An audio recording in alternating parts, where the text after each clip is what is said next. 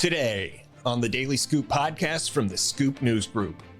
The firm behind the software that reportedly cracked into the phone of the man who shot former President Trump wants more federal business.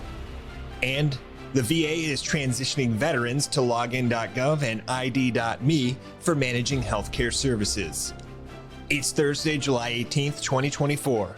Welcome to the Daily Scoop podcast, where you'll hear the latest news and trends facing government leaders. I'm the host of the Daily Scoop podcast, Billy Mitchell. Thanks so much for joining me. Here are today's top headlines.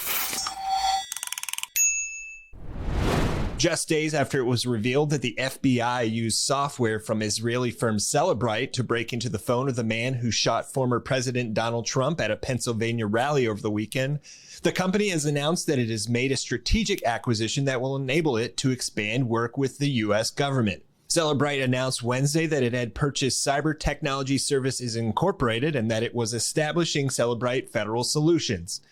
Cellebrite Federal Solutions will function as a parent company to Cellebrite with proxy status, and the move is intended to boost the company's U.S. operations, Cellebrite CEO Yossi Carmil said, helping the firm engage with more departments and divisions within the federal government.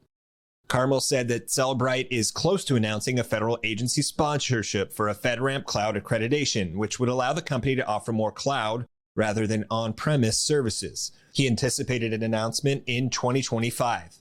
Independent of the restructuring, the digital forensic company has picked up a growing amount of work with U.S. agencies over the past decade. According to federal contracting records, federal customers currently constitute roughly 20% of Cellebrite's annual recurring revenue in the public sector, according to a press release from the company. Barry West, a former CIO at several government agencies, is also joining a new board of directors involved in the company. Carmel, meanwhile, said there was no connection between the reports that Cellebrite software had been used by the FBI to unlock the shooter's device and Wednesday's announcement, calling the timing a coincidence. According to Washington Post reporting, the FBI used Cellebrite software to break into the device of Thomas Matthew Crooks, the man who attempted to assassinate former President Trump.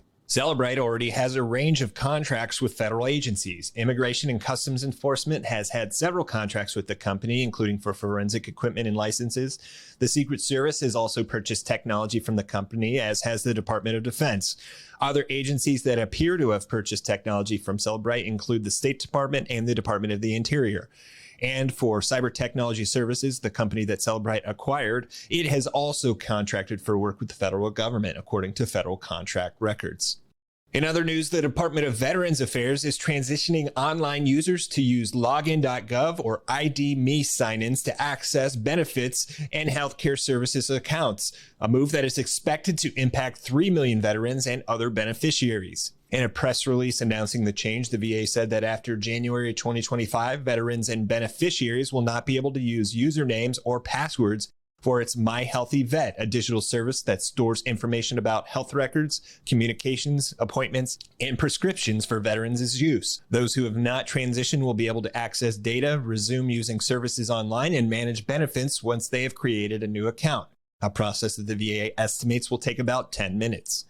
The transition to these alternative ways of signing on and managing healthcare needs are part of the agency's implementation work on executive orders to improve national cybersecurity and transform federal customer experience and service delivery for better trust in government. DelBene, the VA's chief information officer, said in a release that Login.gov and ID.me enhance the existing security and safety of online interactions and called the transition a move that, quote, is all about putting the veteran first by empowering them with a more user-friendly and modernized online experience that caters to their needs. The agency has said also that the move to Login.gov and ID.me is a step for both the VA and the Biden administration's efforts to safeguard and protect veteran data and that of their beneficiaries. Login.gov, which is operated by the General Services Administration, is currently piloting biometric validation technology. GSA is working with an internal tech equity team to attempt to reduce algorithmic bias in light of concerns that different advocacy groups have raised about the technology. Last week, the Social Security Administration announced a similar move to transition its users of online services to Login.gov. ID.me, on the other hand, is a commercial identity credential service that reportedly works with 16 federal agencies, along with other state entities and healthcare organizations. For more news at the intersection of the federal government and technology, visit fedscoop.com. Thanks so much for tuning in to another episode of the Daily Scoop podcast, available on all podcast platforms. If you've already rated the podcast on your platform of choice, thanks so much. High ratings and good reviews of the show help more people to find it. The Daily Scoop podcast is a production of the Scoop News Group in Washington, D.C. Adam Butler and Carlin Fisher help put the show together, and the entire Scoop News Group team contributes. We'll be back tomorrow with more top headlines. Until then, I'm your host, Billy Mitchell. Thanks so much for listening.